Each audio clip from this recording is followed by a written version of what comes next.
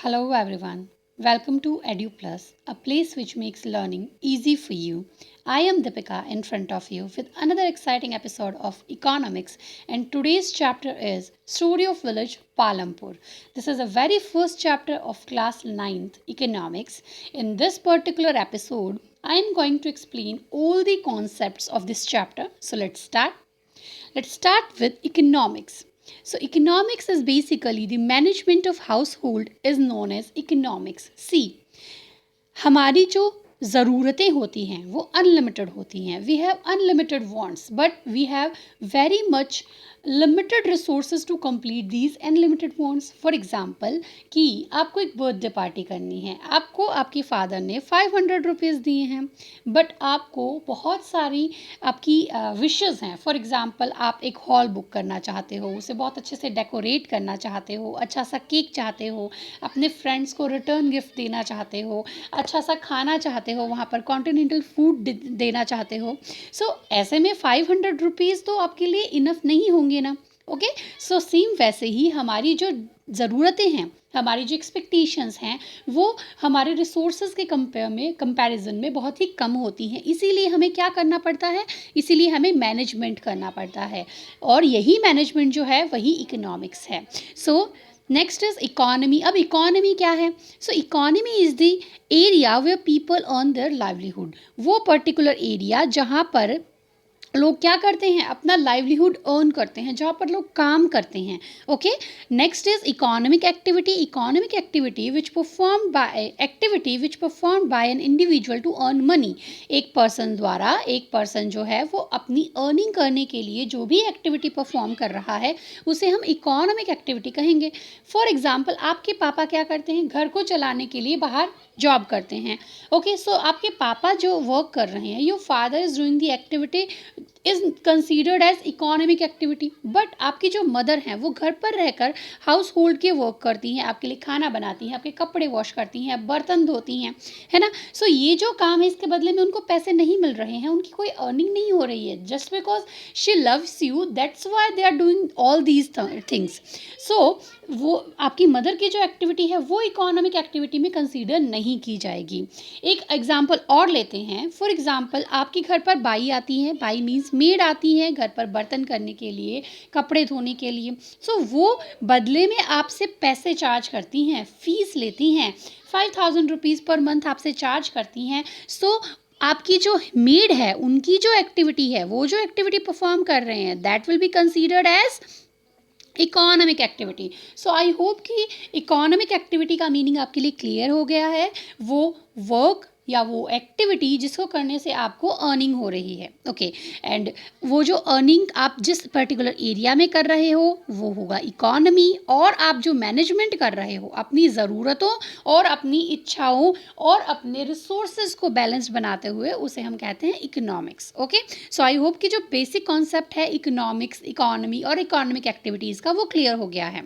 Okay, now next is factors of production. See, factors of production जो है वो बहुत ही इम्पॉर्टेंट टॉपिक है इस चैप्टर का.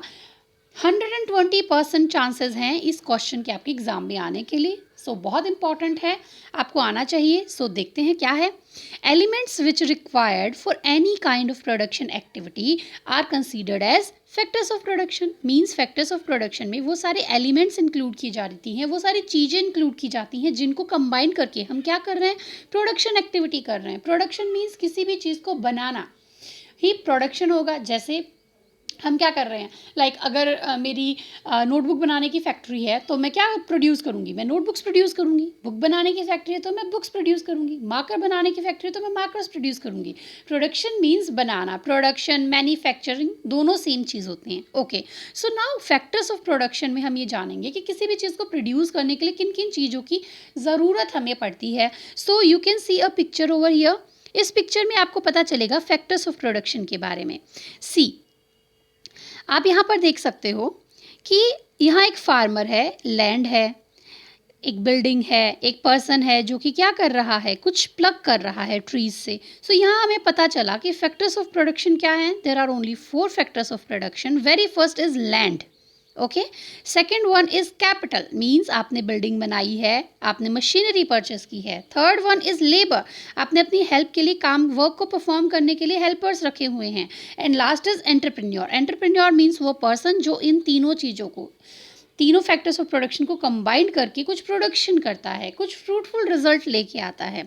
So here again a picture included here, जिसमें आपको पता चलेगा that land, capital, labour and entrepreneurship जो है वो है फैक्टर्स ऑफ प्रोडक्शन। सिर्फ 4 फैक्टर्स ऑफ प्रोडक्शन है।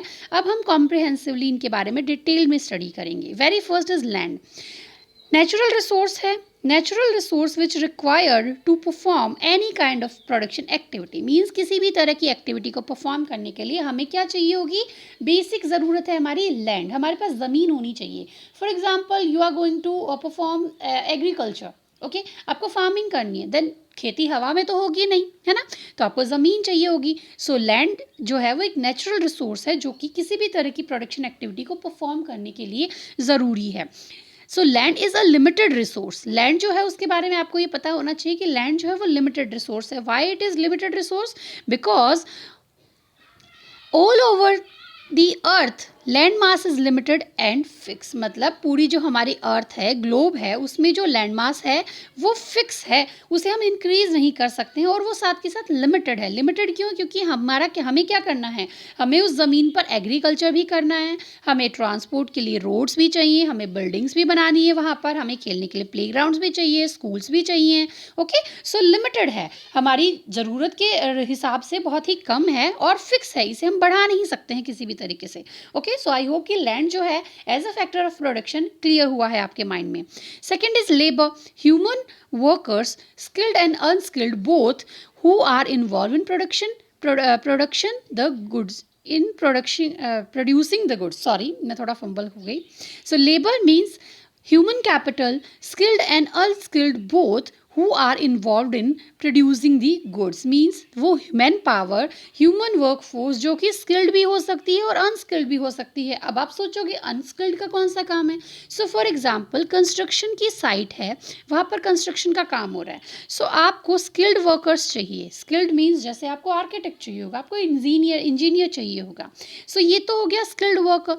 लेकिन अनस्किल्ड लोग, जो लोग ईंटें उठा के एक जगह से दूसरी जगह लेकर जा रहे हैं, बजरी के कट्टे बजरी जो है उसे बजरी ट्रक से डिलोड कर रहे हैं, या फिर सीमेंट के कट्टे जो है वो कहाँ रख रहे हैं, ट्रक में लोड कर रहे हैं। सो ये सारा जो काम है इसमें ज़्यादा स्किल की ज़रूरत नहीं पड़ती है, आपको सिर्फ मस्क्यूलर वर्क की ज़रूरत पड़ती है। लाइक आपको सिर्फ एक मैन पावर की ज़रूरत पड़ती है, वो पढ़ा लिखा है या नहीं लिखा है, या कुछ उसे स्पेशल टेक्निक्स आती हैं या नहीं आती है, वो मैटर नहीं करती हैं।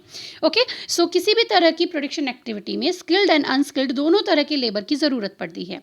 Next is capital, capital is a large sum of money which use to start a business, means किसी भी बिजनेस या प्रोडक्शन एक्टिविटी को स्टार्ट करने के लिए आपको जो कुछ भी चाहिए होता है उसे हम कहते हैं कैपिटल, और which is invested in order to make more money, मतलब किसी भी तरह का बिजनेस करने के लिए, प्रोडक्शन एक्टिविटी करने के लिए, ज़्यादा पैसे कमाने के लिए आपको जो कुछ भी इन्वेस्ट करना पड़ता है, जो कुछ भी लगाना पड़ता है शुरुआत में, उसे हम कहते हैं कैपिटल। फॉर एग्जाम्पल आपको एक स्कूल ओपन करनी है, देन आपको एक बिल्डिंग चाहिए होगी, है ना, आपको टेबल्स चाहिए होंगी, चेयर्स चाहिए होंगी, तो ये सब क्या है, ये है capital.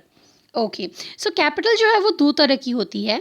Very first is fixed capital and second is working capital. Fix capital जैसा कि नाम से पता चल रहा है फिक्स होती है ना, आपको बार बार खरीदने की जरूरत नहीं पड़ेगी। So fixed capital considered of assets that are not consumed or destroyed in the production of a good or service and can be used multiple times, जैसे कि वो सारी चीज़ें जो कि खराब नहीं होती है, डिस्ट्रॉय नहीं होती हैं, ख़त्म नहीं हो जाती हैं यूज़ करने पे। जैसे कि बिल्डिंग है, मशीन है, मशीन एंड बिल्डिंग क्या है, आप घर पर रह रहे हो, सो आई नो कि कुछ आपको कंस्ट्रक्शन वर्क जो है वो एक पर्टिकुलर टाइम के बाद करवाना पड़ता है, मशीन पर डेप्रिसिएशन लगता है, मशीन जो होती है वो उसको रिपेयरिंग भी करवानी पड़ती है हमें, but these are considered in fixed capital. मतलब आपको रोज़ रोज़ फिक्स्ड कैपिटल खरीदनी नहीं पड़ेगी, आपको रोज़ रोज़ बिल्डिंग नहीं खरीदनी है, रोज़ रोज़ मशीनरी नहीं खरीदनी है, आपने एक बार खरीदी और उसके बाद आप उसे लॉन्ग पीरियड तक काम में ले सकते हो। Second is working capital. See working capital जो है यहाँ पर नेम में ING लगा हुआ है, see WORK I N G means present continuous, means production activity को परफॉर्म करते रहने के लिए, कंटिन्यूअसली परफॉर्म करने के लिए हमें जिन चीज़ों की ज़रूरत पड़ेगी वो होंगी वर्किंग कैपिटल। वो capital require to perform day by day production activities, जो day by day production activities को परफॉर्म करने के लिए हमें जो कैपिटल चाहिए होती है उसे हम कहते हैं वर्किंग कैपिटल। जैसे कि फॉर एग्जांपल रॉ मटेरियल आपको डेली चाहिए होगा। अगर मेरी नोटबुक बनाने की फैक्ट्री है तो मुझे डेली पेजेस परचेज करने होंगे। अगर मुझे मेरी मार्कर बनाने की फैक्ट्री है, इट मीन्स मुझे डेली प्लास्टिक का कवर और साथ ही साथ इंक परचेज करनी पड़ेगी, जो कि प्रोडक्शन एक्टिविटी के साथ खत्म हो जाएगी, मुझे बार बार परचेज करना पड़ेगा। कैश इन हैंड मीन्स जो वर्कर्स काम कर रहे हैं उनको वेजेस देनी है मुझे, तो मुझे कैश की भी ज़रूरत पड़ती है। सो फिक्स्ड कैपिटल मीन्स वो कैपिटल जो कि लॉन्ग टर्म के लिए हमें काम आती है, बार बार हमें परचेज नहीं करनी पड़ती है, जिसका प्रोडक्शन से डायरेक्ट रिलेशन नहीं होता है। मीन्स कि अगर आप प्रोडक्शन कर भी रहे हो या नहीं भी कर रहे हो, फिक्स्ड कैपिटल जो है वो आपका एक्सपेंस हो गया, लेकिन अगर आप जितना ज़्यादा प्रोडक्शन करोगे उतनी ज़्यादा आपको वर्किंग कैपिटल चाहिए होगी। सो यहाँ मैंने आपको साथ के साथ डिफ्रेंसिएशन भी एक्सप्लेन कर दिया दोनों का, फिक्स्ड एंड वर्किंग कैपिटल का। सी जब भी डिफ्रेंसिएशन का क्वेश्चन आता है देन आपको इस तरह से टेबल बना के आंसर लिखना होता है, जिसमें फर्स्ट लिखोगे सीरियल नंबर, सेकंड है बेस ऑफ डिफरेंस, थर्ड और फोर्थ कॉलम बन जाएंगे जिन दो चीज़ों में आप डिफ्रेंशिएट कर रहे हो। सो वैसे तो मैंने ये तीनों पॉइंट आपको एक्सप्लेन कर दिए, बट एक बार फिर से बता देती हूँ। First is relation to production, जो प्रोडक्शन एक्टिविटी है उससे डायरेक्ट रिलेशन किसका होता है, वर्किंग कैपिटल का। जितना ज़्यादा प्रोडक्शन करोगे उतनी ज़्यादा वर्किंग कैपिटल चाहिए होगी, और फिक्स्ड कैपिटल का इनडायरेक्ट रिलेशन होता है। Second is period, fixed capital जो है वो लॉन्ग टर्म के लिए काम में आती है, लेकिन जो वर्किंग कैपिटल है वो शॉर्ट टर्म इन्वेस्टमेंट है, मतलब आपको डेली करना पड़ेगा। थर्ड, एग्जाम्पल के थ्रू हमने फिक्स्ड कैपिटल और वर्किंग कैपिटल को डिफ्रेंशिएट किया है। फिक्स्ड कैपिटल के एग्जाम्पल है machinery, tools and building etcetera, and working capital के एग्जाम्पल्स हैं raw material, electricity and cash in hand etcetera.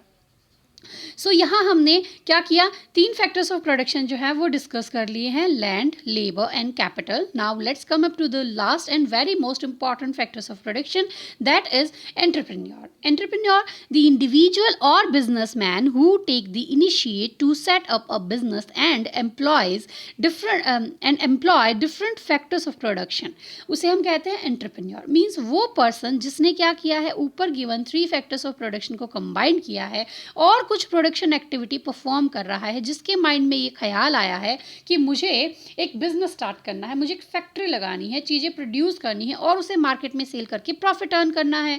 But ज़रूरी तो नहीं है कि सिर्फ प्रॉफिट ही होगा। मीन्स वो अगर प्रोडक्शन एक्टिविटी परफॉर्म कर रहा है तो उसे लॉस भी हो सकता है, और वो इस लॉस को, इस रिस्क को लेने के लिए रेडी है। मीन्स उसकी मेंटल एबिलिटीज में कंसीडर की जाएगी कि वो कितना स्किल्ड है, कितना फोरकास्ट है, मीन्स वो कितनी दूर की सोच सकता है कि किस चीज़ का प्रोडक्शन हमें कितना करना चाहिए। ओके, सो एंटरप्रेन्योर में क्या आएगा, जो आपकी मेंटल एबिलिटी है वो कंसीडर की जाएगी। सो आई होप कि फैक्टर्स ऑफ प्रोडक्शन क्लियर हैं आपके माइंड में बिल्कुल अच्छे से। अब देखते हैं very most important question is which is the most important factors of production। factors of production जो है वो बहुत important है, लेकिन factors of production में ही second most important factors of production क्या है, that is second most important question क्या है, क्वेश्चन है which is the most important factors of production, मतलब कौन सा फैक्टर्स ऑफ प्रोडक्शन है जो सबसे ज़्यादा इंपॉर्टेंट है। सो यहाँ हमने देखा चार फैक्टर्स ऑफ प्रोडक्शन। सबसे ज़्यादा इंपॉर्टेंट फैक्टर्स ऑफ प्रोडक्शन है ह्यूमन कैपिटल या फिर एंटरप्रेन्योर्स। ये दोनों एक ही चीज़ें हैं। Human capital is the most important factor of production because it puts together land, labour and physical capital and produce an output either to use for self consumption or sell in the market. Mean सबसे ज़्यादा important क्या है, human capital. Human capital में क्या आता है, सारी skills आती हैं, आपका नॉलेज आता है। ओके, सो आप रेडी हो रिस्क को लेने के लिए, आप रेडी हो प्रोडक्शन एक्टिविटी को कंज्यूम करने के लिए। तीनों फैक्टर्स ऑफ प्रोडक्शन को आपने कंबाइन किया और कुछ फ्रूटफुल रिजल्ट निकाला, कुछ प्रोडक्शन एक्टिविटी स्टार्ट की, यही सबसे ज़्यादा इंपॉर्टेंट है। अगर खाली लैंड पड़ी है, उस पर आपने खेती नहीं की, तो वो वेस्ट है। सिर्फ लेबर है आपके पास, तो वो कोई काम का नहीं है। अगर आप कुछ प्रोडक्शन ही नहीं कर रहे हो तो आपके पास चाहे कितने भी पैसे हो, कितने भी ज़्यादा बैंक अकाउंट हो आपके पास, लेकिन अगर आप प्रोडक्शन एक्टिविटी नहीं परफॉर्म कर रहे हो तो मनी जनरेट नहीं होगी और इकोनॉमी जो है वो वहीं रुक जाएगी हमारी। ओके, सो यहाँ हमारा फर्स्ट हाफ कंप्लीट होता है इस चैप्टर का। अब हमें देखना है कि ये सारे जो फैक्टर्स ऑफ प्रोडक्शन है ये किस तरह से ये सब किस तरह से लाइक पालमपुर में ये सारी एक्टिविटीज़ कैसे परफॉर्म की जा रही हैं। सो पालमपुर विलेज जो है वो एक एग्जाम्पल लेके आपको बताया गया है। See Palampur is a hypothetical village, means काल्पनिक है, रियल में एग्जिस्ट नहीं करता है। ओके जैसे मूवीज़ में होता है, मुंबई में कुछ स्टोरी चल रही होती है तो मुंबई तो रियल है, लेकिन मुंबई में जो स्टोरी चल रही है वो रियल होना ज़रूरी नहीं है ना। तो सेम वैसे ही पालमपुर रियल में एग्जिस्ट करता है, लेकिन यहाँ पर जो सिचुएशन क्रिएट की गई है, जो स्टोरी बनाई गई है, ये पूरी तरह से इमेजिनरी है। Okay so farming in Palampur, farming is the main production activity in Palampur. Means farming में क्या कौन सी प्रोडक्शन एक्टिविटी परफॉर्म की जा रही है, फार्मिंग की जा रही है। Very first is land, first है लैंड इज फिक्स्ड। अब हम सारे फैक्टर्स ऑफ प्रोडक्शन देखेंगे कि पालमपुर में कहाँ से फैक्टर्स ऑफ प्रोडक्शन है वो अरेंज किए जा रहे हैं। So let's discuss about land. Land is fixed, land area under cultivation is fixed, land is unequal and unevenly distributed in Palampur.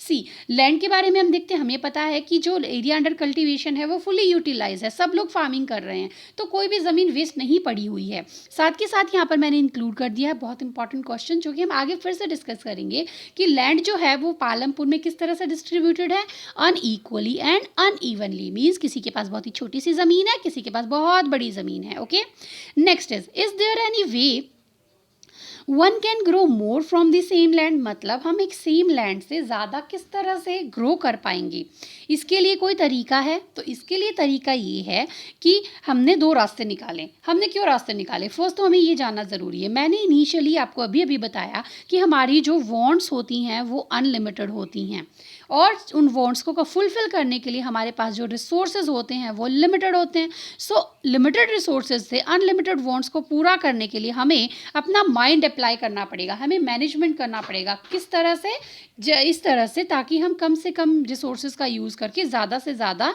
हमारी ज़रूरतों को पूरा कर पाएँ, ज़्यादा से ज़्यादा प्रोडक्शन कर पाएँ। ओके सो इसके लिए हम क्या कर सकते हैं, हमने पढ़ा लैंड फिक्स है। Okay so land fix land से हम अनलिमिटेड प्रोडक्शन कैसे कर सकते हैं। सो उसमें हमारे पास दो मेथड्स हैं। Very first is multi cropping, second is modern farming. So multi cropping क्या है, देखो पिक्चर में इंक्लूड है, एक खेत है, एक फील्ड है, जहाँ पर देखो 1 2 3 4 5 6 तरह की जो है वो क्रॉप मान लीजिए या फिर फसल जो है वो उगा रखी है। सो मीन्स मल्टी क्रॉपिंग का मतलब हो गया, मल्टी मीन्स एक से ज़्यादा, cropping means crop. So multi-cropping means to grow more than one on a piece of land in a particular year। एक साल में एक पीस ऑफ लैंड से एक से ज़्यादा हम क्रॉप प्रोड्यूस कर रहे हैं, कल्टीवेट कर रहे हैं, तो उसे हम कहते हैं मल्टी क्रॉपिंग। मल्टी क्रॉपिंग जो है वो परफॉर्म की जा रही है पालमपुर में। कैसे, in rainy season kharif farmers grow jowar and bajra, followed by the cultivation of potato between October and December. In winter, farmers grow wheat and a part of the land is devoted to sugarcane harvesting once every year. Due to well-developed irrigation, farmers can grow three different crops. Electricity transform this system of irrigation. Means Palampur में क्या हो रहा है, rainy season में हम क्या grow कर रहे हैं, ज्वार एंड बाजरा कल्टीवेट कर रहे हैं। फिर विंटर्स में हम क्या कर रहे हैं, वीट कल्टीवेट कर रहे हैं। लेकिन विंटर्स और रेनी सीजन के बीच में जो टाइम पीरियड है उसमें हमने क्या किया, पोटैटो ग्रो कर लिया। और हमारे जो टोटल फील्ड है उसका एक हिस्सा हमने क्या किया, शुगर कैन प्रोडक्शन के लिए साइड कर रखा है। क्यों, क्योंकि शुगर कैन प्रोडक्शन जो है उसमें एक साल तक आपको प्रोडक्शन करना होता है, लाइक मतलब एक साल के बाद आप उससे आउटपुट ले पाते हो। ठीक है, सो ये सारा वर्क परफॉर्म क्यों हो रहा है, क्योंकि हमारे यहाँ पर पालमपुर में इरिगेशन सिस्टम बहुत अच्छा है। इरिगेशन सिस्टम अच्छा क्यों है, क्योंकि यहाँ पर इलेक्ट्रिसिटी जो है वो बहुत ही जल्दी आ गई थी। So I hope multi cropping का कॉन्सेप्ट क्लियर है। नेक्स्ट इज मॉडर्न फार्मिंग में हमने क्या किया, ग्रीन रिवोल्यूशन लेके आए हैं। The green revolution in India refers to a period in India when agriculture was converted into an industrial system due to the adoption of modern methods and technology such as the use of high yielding variety seeds, tractor, irrigation facilities, pesticides and fertilizers। Means green revolution system एक ऐसा system है जिसमें हमने क्या किया, बहुत सारा input लगाया है एक फील्ड में। मतलब हमने क्या किया, HYV सीड्स खरीद लिए, हमने मशीनरी परचेस कर ली, बहुत अच्छी इरिगेशन फैसिलिटी लगाई, हमने पेस्टिसाइड और फर्टिलाइजर्स का यूज़ किया ज़्यादा। क्यों किया? क्योंकि हमें अपने इस पर्टिकुलर पीस ऑफ लैंड से प्रोडक्शन जो है वो बढ़ाना है। ओके, नाउ अब हम देखते हैं ये जो ग्रीन रिवॉल्यूशन का कॉन्सेप्ट है वो कौन लेके आया था इंडिया में। इंडिया में इन 1956 में एक पर्सन थे जिनका नाम है डॉक्टर एम.एस. स्वामीनाथन। वो इस कॉन्सेप्ट को लेके आए थे इंडिया में, और इन्होंने कहा था कि हमें मॉडर्न फार्मिंग टेक्निक्स को एक्वायर करना चाहिए ताकि हम क्या करें, अपना प्रोडक्शन जो है वो बढ़ा सके, अपनी लैंड की प्रोडक्टिविटी को इंक्रीज कर सकें। नाउ अब हम देखेंगे बहुत ही कॉम्प्रिहेंसिवली कि ट्रेडिशनली फार्मिंग कैसे की जाती थी और अब मॉडर्न फार्मिंग टेक्निक्स में किस तरह से फार्मिंग की जा रही है। सो आप यहाँ पर पिक्चर देख सकते हो जिसमें एक पर्सन है जो कि क्या कर रहा है, बैल की हेल्प से अपने खेत में सोइंग कर रहा है, और सेकंड दूसरी तरफ मशीन की हेल्प से सोइंग की जा रही है।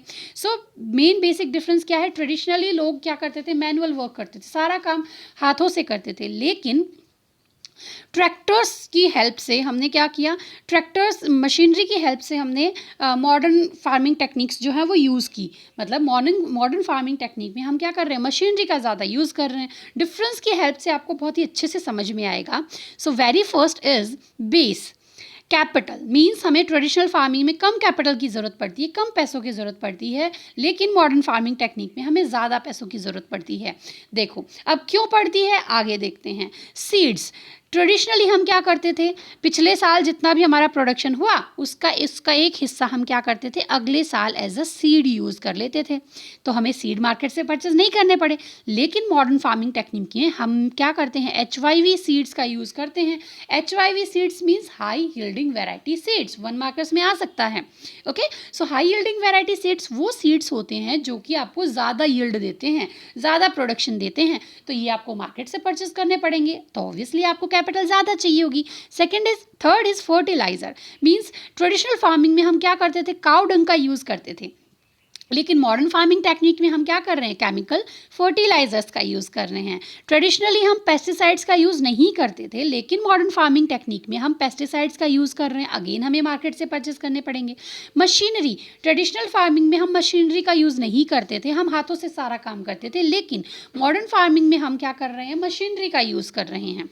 Okay, next is irrigation. Irrigation means कि जो इरिगेशन है वो डिपेंड करता है किस पे, रेन पर। किस में, ट्रेडिशनल फार्मिंग में। ट्रेडिशनली हम क्या करते थे, ये हमारे पास हम डिपेंड रहते थे रेन पर। अगर बारिश अच्छी हो गई तो हमारी क्रॉप अच्छी होगी, और अगर बारिश अच्छी नहीं हुई है तो क्या होगा, हमारी जो क्रॉप है वो अच्छी नहीं होगी।